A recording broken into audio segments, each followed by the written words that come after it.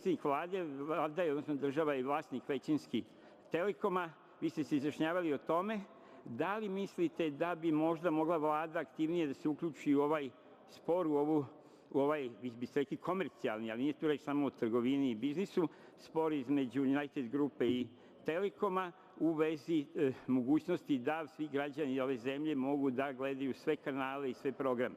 Evo, poštovani narodni poslaniče, baš vi to da me pitate.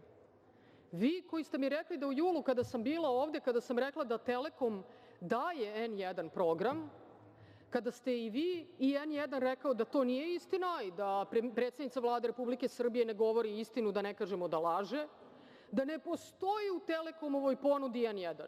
Ne postoji. Je li tako bilo? Ja imam link na tu vest sa N1. Vi ste takođe rekli, i to bilo je malo ta sprdnja, zezanje na Twitteru, ne zna premijerka da li Telekom ima N1 ili nema N1. Dakle, taj Telekom koji nema N1, vidite, taj Telekom je danas zabranio N1. Znači, taj koji nema N1, oni su danas zabranili taj N1. Ne znam kako su ga zabranili kad ga ne daju. I da li će Vlada Republike Srbije da se meša u to? Pa ne. To je komercijalni dogovor između dve kompanije. Ne bi se mešali ni da nije dignuto na nivo političke kampanje. Političke kampanje, da ponovim još jednom, koji se tiče samo isključivo toga da li u Srbiji postoji sloboda medija ili ne postoji sloboda medija, da li mi sad gasimo taj svetionik slobode N1 koji je na tom kanalu 38. po gledanosti, pa baš imamo interes veliki da ga gasimo. Gospođo Brnabić, vi ste sada opet podmetnuli i zamenili tezu.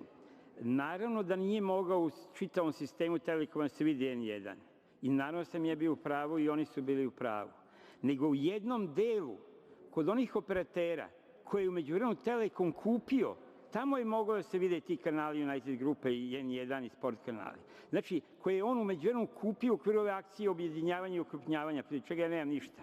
Tamo je moglo, oko toga se vodi spor. I dalje u velikom delu, najvećem delu, dakle kabla koji drži Telekom, ne mogu da se vide ti kanali. Nije to mnogo važno, ali pokazuje kako vi se služite poluinformacijama, da ne kažem nešto gore ovde.